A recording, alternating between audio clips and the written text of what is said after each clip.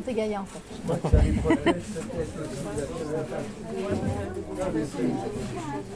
Alors, est-ce que vous les avez reconnus, ces petits animaux? Non, non, non, non, pas du tout.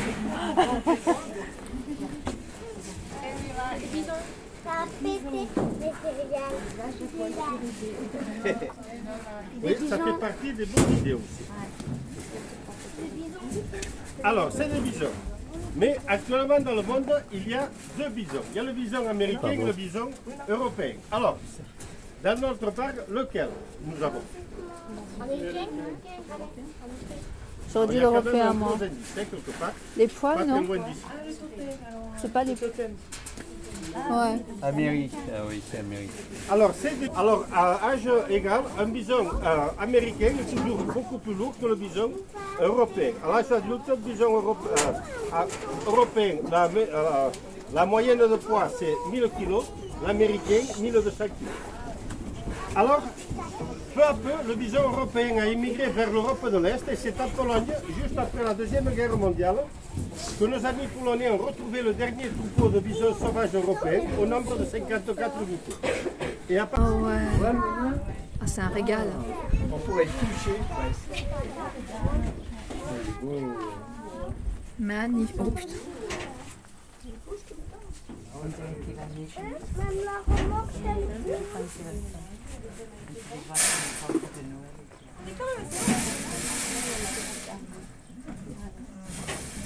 Alors, est-ce que vous reconnaissez ces animaux?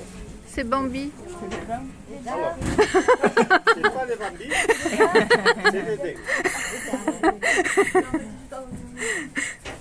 Alors, ces vaches, c'est quoi? Des vaches écossaises. Ah, je vois quand même il y a des connaisseurs. Bravo. C'est exact, c'est des exemples contrôles, c'est-à-dire c'est des animaux qui sont originaires d'Écosse. Alors vous voyez, c'est ce qu'on appelle des vaches rustiques. Et une vache rustique, c'est un animal qui est extrêmement bien adapté au territoire d'où il provient. Alors vous voyez, ces vaches conservent toujours constamment un poil très fin et long qui leur permet, quand il pleut, de drainer l'eau de façon que la fourrure en dessous ne se mouille pas. Alors ces animaux sont capables de supporter des tempêtes extrêmement violentes, c'est-à-dire les tempêtes qu'il y a au nord de l'Écosse, ainsi que des températures pouvant descendre en dessous de moins 20 degrés.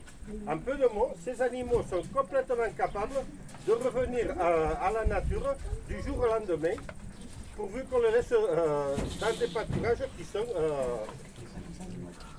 abondants et qu'il y ait de l'eau. Alors ces animaux dans leur milieu naturel sont complètement capables de se défendre tant qu'ils sont en bonne santé de n'importe quel prédateur. Alors ces animaux ont été utilisés par l'homme depuis plus de 1000 ans, mais l'homme ne les a pas transformés. C'est-à-dire, elles sont pareilles qu'il y a 1000 ans. Alors, malheureusement, actuellement, ces bêtes sont en train de disparaître pour une bonne raison. C'est qu'on est en train de demander aux éleveurs de produire la plus grande quantité de viande ainsi que de lait dans les temps les plus courts possibles. Ah oui. Alors avec ces animaux, ce n'est pas possible puisque ces animaux ont une croissance qui est lente et qui est la croissance normale qu'avaient tous les animaux avant.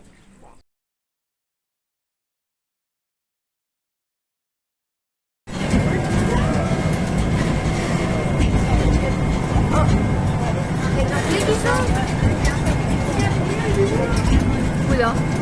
Ça fait pas mal mon pépère. Hein.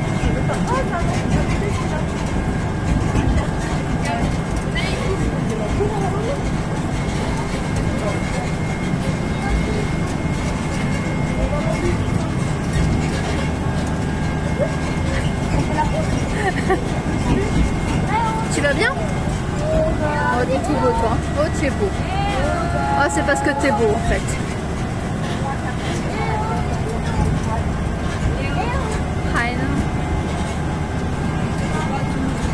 Jusqu'à fin.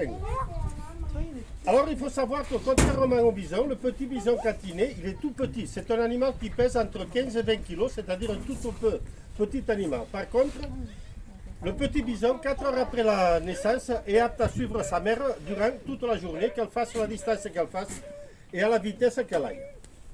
Chez les daims et les cervidés, les petits quand ils naissent, ils n'ont aucune force.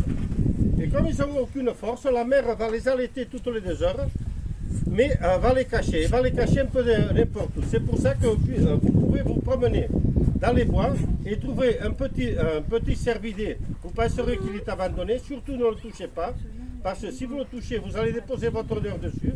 La mère en revenant ne retrouvera pas son odeur et va l'abandonner. Alors ce petit jeu va durer de 2 à 3 semaines. Alors à partir de la 3e semaine, on va dire, le petit aura la force de suivre sa mère et on va voir la mère hospitée, c'est-à-dire la mère avec le petit, revenir au troupeau.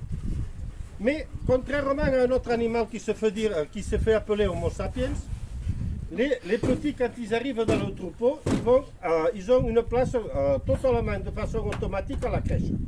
Vous voyez, les petits sont ensemble.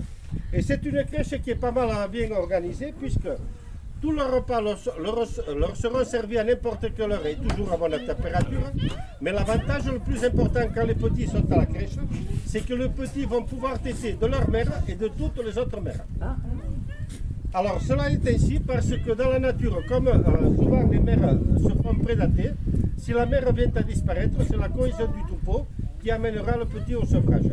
Et l'autre avantage, c'est que quand on regarde les petits dingues, ils ont tous la même santé. Parce que ne dépendant pas de la quantité de lait de la mère, si la mère n'a pas assez de lait, ils iront voir ailleurs. Donc ils sont tous à peu près en bon état. Oui, c'est papa. Il est sous protection.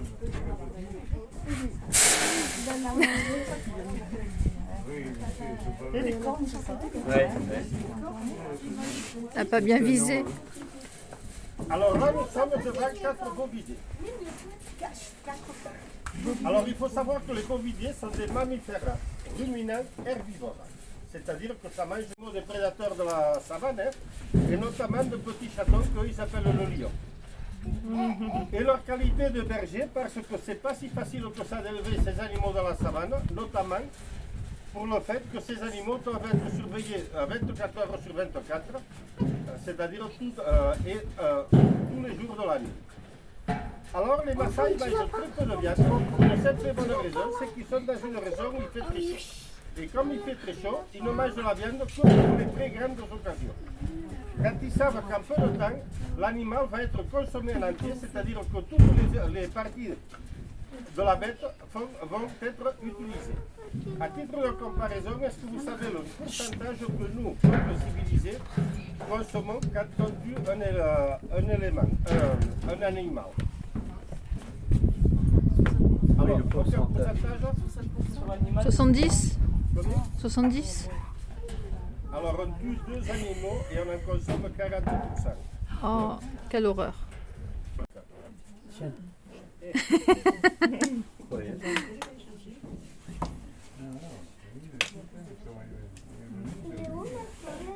Alors, les dames Maasai prennent aussi le pipi de vache pour en faire la lotion contre les insectes et pour s'éclaircir la couleur des cheveux.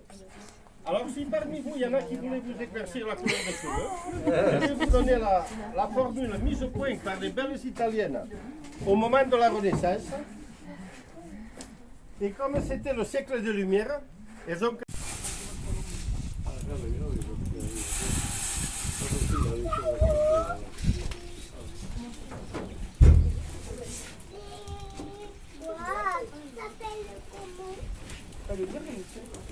Alors là, nous sommes devant une espèce de cervidé. Alors, c'est le dernier empereur de Chine.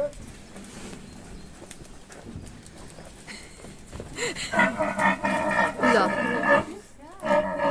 Alors, c'est le dernier empereur de Chine qui en a offert 20 à ce missionnaire anglais. Et c'est cette quantité qui est arrivée en Europe. Alors, fort heureusement, parce que quelque temps après, la révolution chinoise aidant ainsi que la pharmacopée chinoise ont fait que tous les cerfs du père David sont éteints dans le milieu naturel. Alors les seuls qui restent sont dans des parcs et on n'est pas très nombreux à en avoir parce que ces messieurs ont quelques petits problèmes. Alors le père David en a ramené une vingtaine, mais de cette vingtaine, uniquement 10 étaient en état de se reproduire. Ce qui fait le mucus. Alors avec ce monsieur va délimiter tout un territoire dont nous faisons actuellement partie. Une fois qu'il aura délimité le territoire, le jeu consistera pour les mâles à se battre entre eux jusqu'à avoir un mâle dominant. Et quand ce mâle dominant aura pris possession, il va chasser d'ici tous les autres mâles. Et en même temps, il va passer son temps à bramer toute la journée, nuit et jour, pour que ces dames puissent venir ici, sachent où il est, et que les messieurs ne viennent pas, puisqu'il les avertit que ici, c'est lui qui fait sa loi. Et alors, à ce petit jeu-là,